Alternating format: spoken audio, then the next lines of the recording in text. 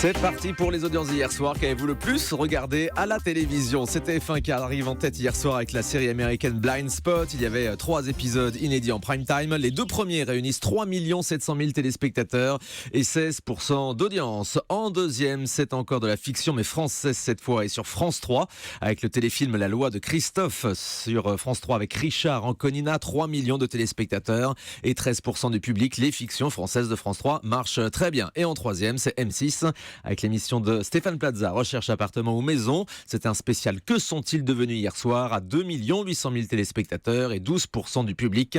M6 a donc dépassé France 2 et ses aventures de médecine présentées par Michel Simès consacré au greffe hier soir qui fait moins de 10% d'audience. La TNT. Sur la TNT, un énorme carton pour le documentaire sur Jean-Jacques Goldman dont on parlait hier matin dans cette émission. Leur a porté chance à W9. 1 400 000 téléspectateurs, 6,2% d'audience.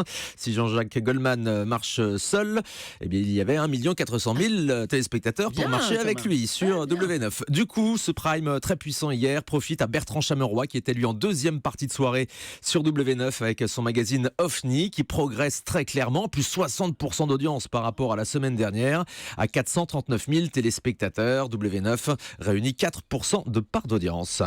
Et puis l'Access.